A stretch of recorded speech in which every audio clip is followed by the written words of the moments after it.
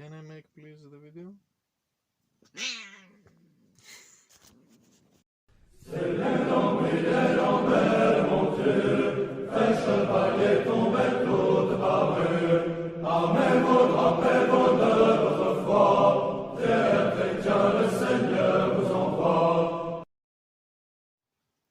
I was planning to make a simple video talking about why the existing God is the God of the Bible and why the God of the Bible is Yeshua. Although this is not enough. But anyway, we will start with that. After watching my super ultra videos, you must know that God logically and scientifically exists, and God is the existent, and therefore infinite. God is the Lord of the universe, and on his shoulders is the beginning of the universe.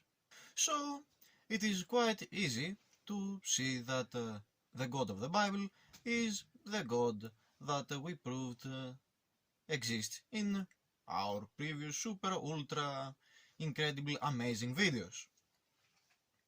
So a person now can say that the God of Islam is also fitting that description of the God we proved in the previous ultra super amazing videos.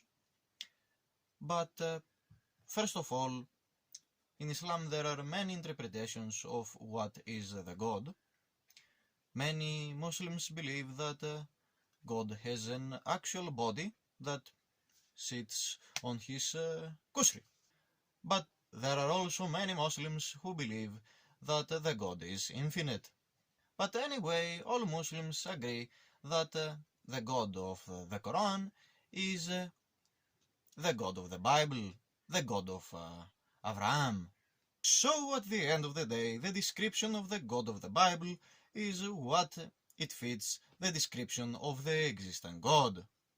And therefore, everyone who believes in the description of the Bible, of the God of the Bible, independently from religion who belongs, believes in the existing God. But there are some descriptions of the God of the Bible that don't fit in all religions who claim that they follow the God of the Bible, the God of Abraham. There are four main views on God of the Bible inside the Bible that battle against modern religions. The first two battle against Christianity, the lame Augustinian view on Trinity and the lame Augustinian Western view on fate. These two, we will discuss them in different separate videos in the future.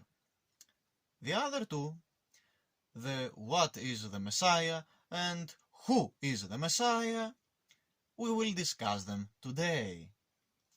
According to what we know about Arius and about Muhammad, both claimed that the Messiah, Al-Masih, Hamashiach, or Christos, is just a prophet of God and not the incarnated God himself.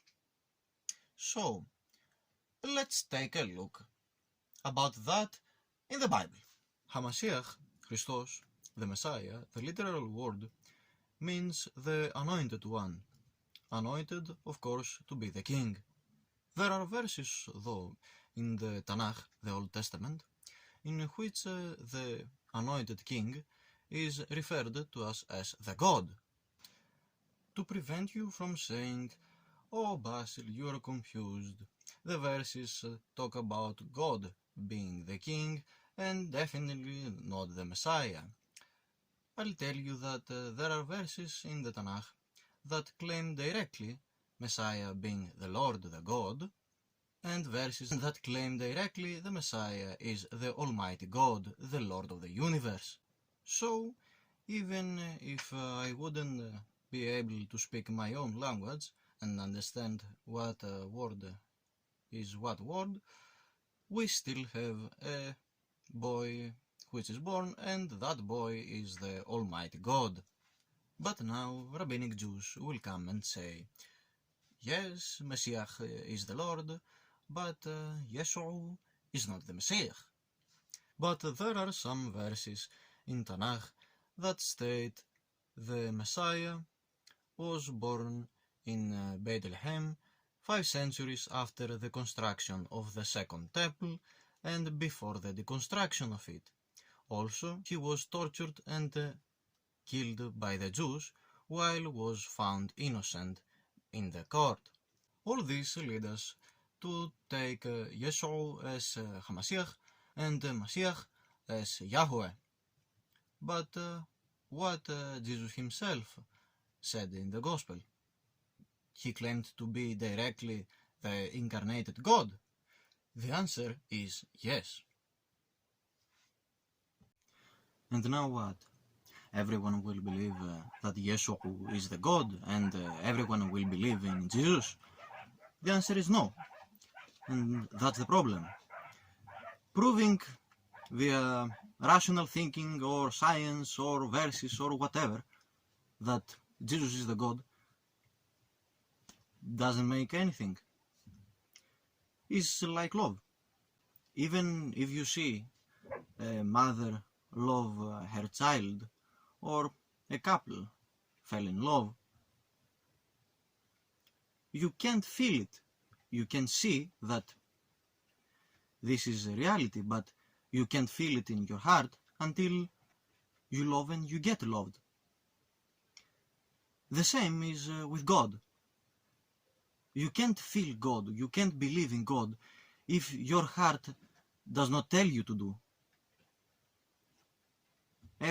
Even if I come in front of you and start speaking about undebunkable things and you can't say anything, you will say just something I heard from a person, basically many persons.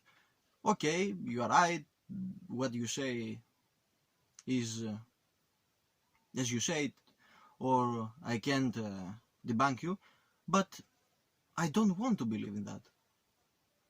And at the end of the day, that's what it matters, to want to believe in Yeshua, in Jesus Christ.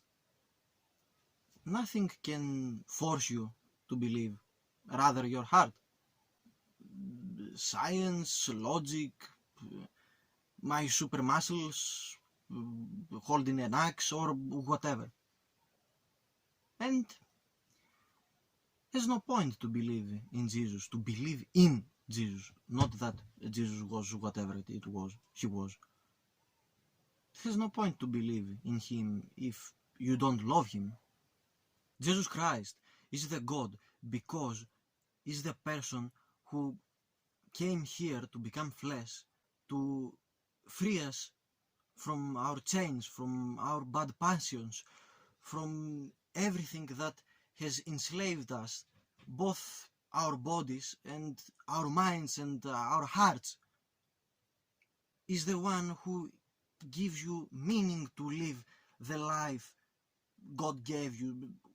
Who can give you meaning in life if not the one who gave you the life? Jesus Christ is the Prince of Peace, is the breaker of chains. So if you don't want to be free from your worldly desires and your stress and whatever else you have that chokes you, and you just want to continue living as you live, Christ didn't came to be your boss by force.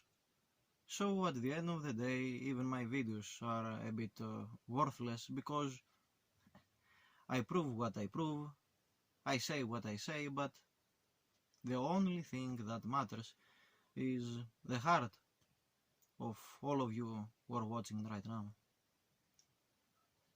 So my friends, have good heart.